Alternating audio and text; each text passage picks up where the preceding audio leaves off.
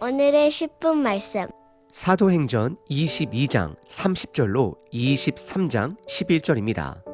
우리는 계속해서 사도 바울이 3차 전도 여행 이후 예루살렘에서 재판을 받는 모습을 살펴보고 있습니다. 어제 본문 22장에 보시면 로마 천부장은 바울이 로마 시민권인 것을 알자 더욱더 조심스러워집니다. 그래서 오늘 본문 천부장은 약식이 아닌 정식 절차대로 재판을 진행하게 됩니다. 현재 바울 주변에는 어느 누구도 그를 위로해 줄 사람이 없습니다. 비록 바울이 본인이 로마 시민권인 것을 밝힌 이후에 쇠고랑은 풀렸을지언정 여전히 피고인의 입장에서 신문을 받아야 하고 죄가 드러나게 되면 로마 시민권자라 할지라도 처벌을 받아야 할 것입니다. 그래서 지금 바울은 로마 천부장이 인도하는 정치적 법정과 유대인들이 주관하는 종교법 사이에서 혼자 우뚝 서 있는 것입니다. 오늘 저와 여러분들은 바울의 입장에서 본문을 바라보시길 바랍니다.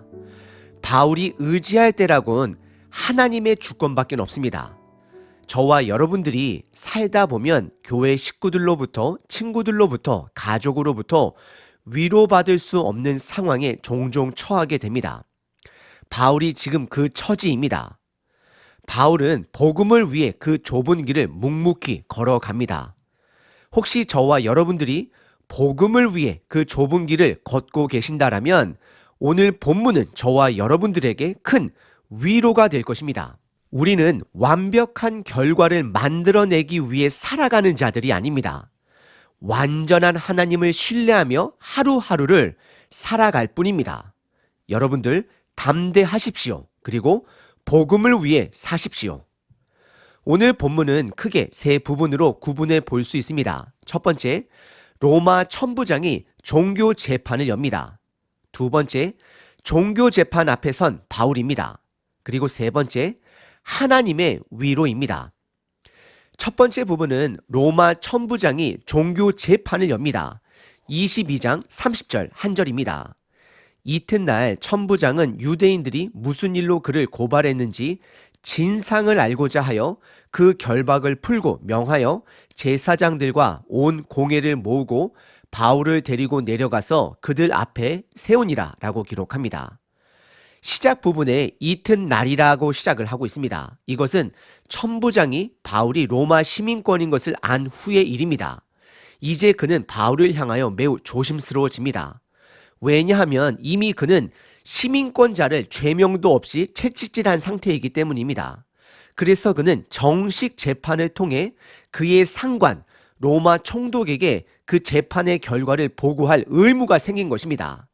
그래서 천부장은 바울의 결박을 풀어주고 유대인들의 최고 법정인 산헤드린 공회원을 소집합니다. 산헤드린 공회원은 약 70명으로 구성된 이스라엘의 종교 법정입니다. 로마가 인정한 유대인들의 법기관입니다. 하지만 여전히 그들은 로마법 아래의 통치를 받습니다. 우리는 여기서 로마 천부장이 이 법정을 산헤드린 법정 장소에서 열었는지 아니면 로마 법정 장소에서 열었는지는 알 수는 없습니다.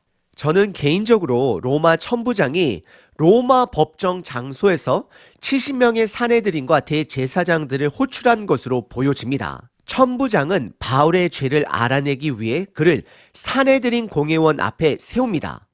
오늘 본문의 첫 번째 부분은 천부장이 유대 공회를 호출하여 종교 재판을 진행합니다.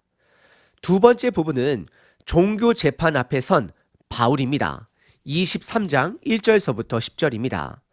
바울이 공회를 주목하여 이르되 여러분 형제들아 오늘까지 나를 범사의 양심을 따라 하나님을 섬겼노라 하거늘 2절 대제사장 아나니아가 바울 곁에 서 있는 사람에게 그 입을 치라 명하니 3절 바울이 이르되 회칠한 담이여 하나님이 너를 치시리로다. 내가 나를 율법대로 심판한다고 앉아서 율법을 어기고 나를 치라 하느냐 하니 4절 곁에 선 사람들이 말하되 하나님의 대제사장을 내가 욕하느냐 5절 바울이 이르되 형제들아 나는 그가 대제사장인 줄 알지 못하였노라 기록되었으되 너희의 백성의 관리를 비방하지 말라 하였느니라 하더라.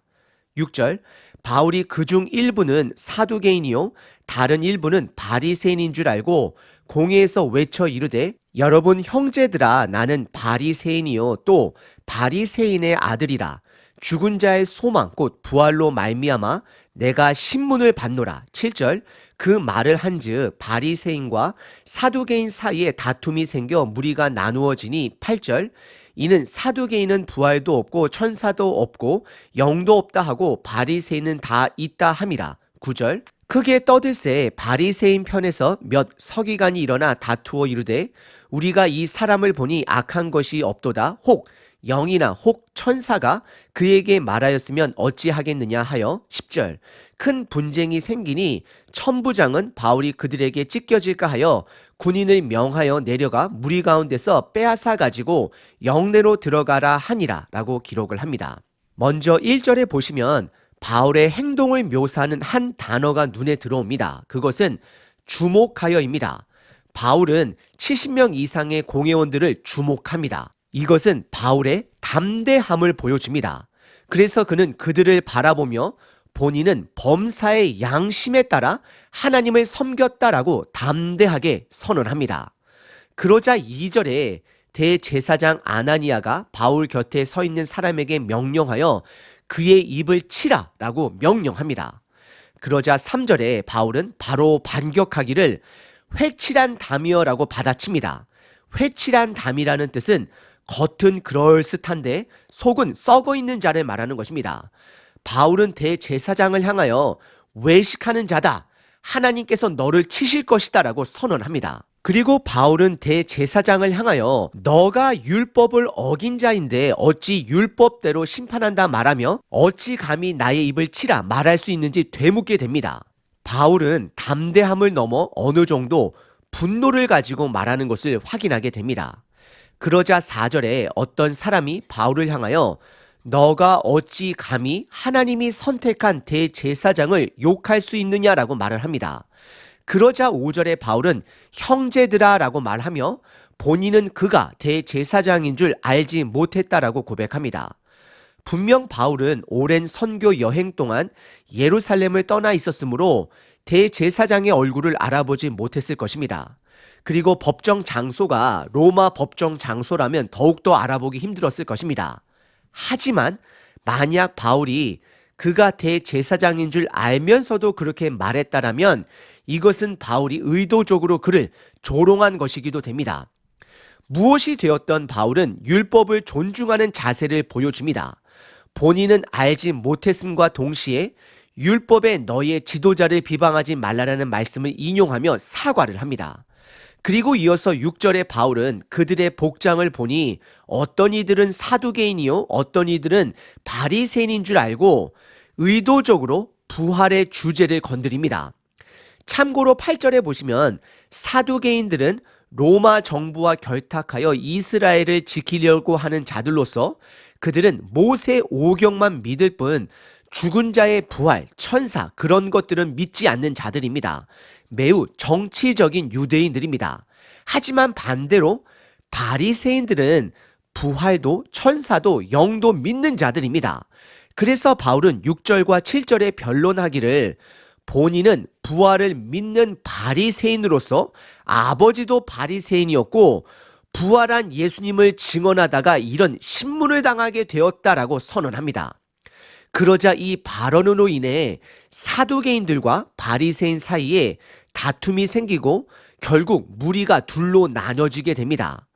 그리고 9절에 바리새인들 중 몇 서기관들이 일어나 그들이 말하길 지금 바울을 보니 그에게 악을 저지른 것이 보이지 않는다 말하며 만약 그가 말한 것이 부활에 관련된 영이나 천사의 말이면 어떻게 하냐라고 바울을 변호하게 됩니다.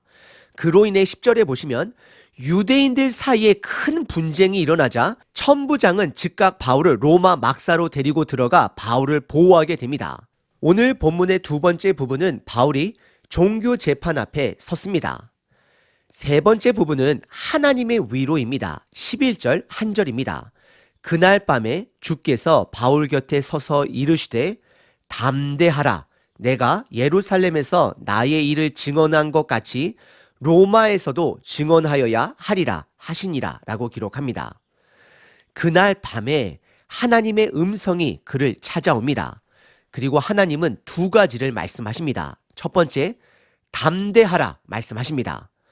하나님은 마음을 보시는 분이십니다. 하나님은 바울의 약해진 마음을 본 것입니다. 우리들 눈에 보기에는 바울은 항상 담대한 사람처럼 보이지만 사실 사람은 다 똑같습니다.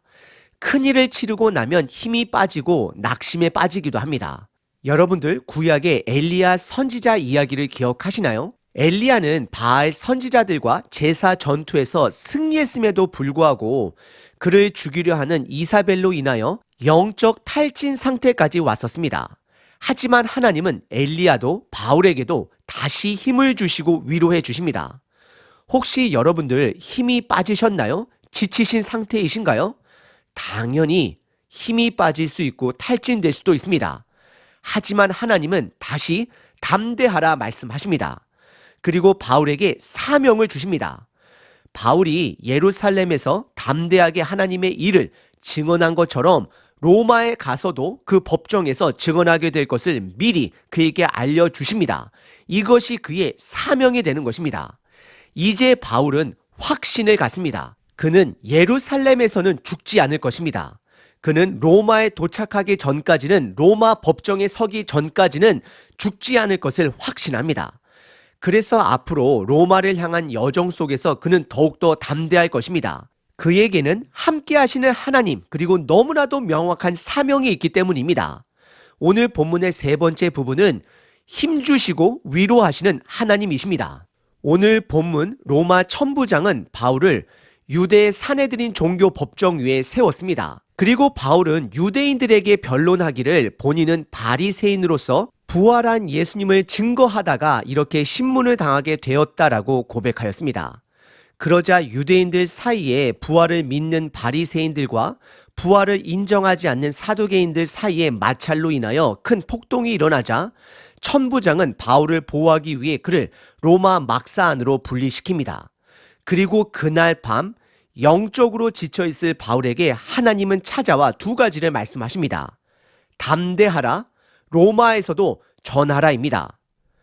복음을 위해 살다 보면 지칠 때가 있습니다. 낙심될 때 있습니다. 사람이, 교회 식구가, 가족이 의지가 안 될 때가 있습니다. 그때 우리는 오늘 본문을 기억해야 합니다. 하나님은 담대하라 말씀하십니다. 이것은 복음을 위해 살다 보면 낙심될 수 있지만 다시 회복해야 함을 말씀해 주시는 것입니다. 지칠 수 있습니다. 하지만 우리는 그 탈진에 머물 수는 없습니다. 말씀으로 힘을 내야 합니다. 그리고 명확한 사명은 우리를 더욱더 담대하게 할 것입니다. 내가 언제 병들어 죽을까 걱정하며 살아가는 자가 아니라 나의 사명을 완수하기 위해 살아가는 자로 담대한 저와 여러분 되시길 바랍니다. 오늘 하루 하나님의 말씀으로 다시 한번 담대함과 사명을 찾는 하루 되시길 바랍니다. 365일 기도문입니다. 이사야 49장 13절. 하늘이여 노래하라, 땅이여 기뻐하라, 산들이여 즐거이 노래하라. 여호와께서 그의 백성을 위로하셨은즉 그의 고난당한 자를 긍휼히 여기실 것임이라. 위로하시는 하나님 아버지, 힘을 주시는 아버지, 하나님을 찬양합니다. 내가 아버지의 자녀임에 감사합니다. 내가 고난당할 때에 나를 불쌍히 여겨주소서. 내가 넘어질 때에 나를 일으키소서. 내가 길을 잃을 때에 나의 인도자가 되어주소서. 내가 굶주려 있을 때에 일용할 양식을 허락하소서. 내가 날마다 아버지를 찬양합니다. 나에게 주신 사명을 발견함으로 그 사명을 위해 달려가는 자 되게 하소서. 나에게 주신 복음으로 인하여 하루하루를 담대하게 살아가게 하소서. 그 은혜를 일평생 잊지 말게 하소서.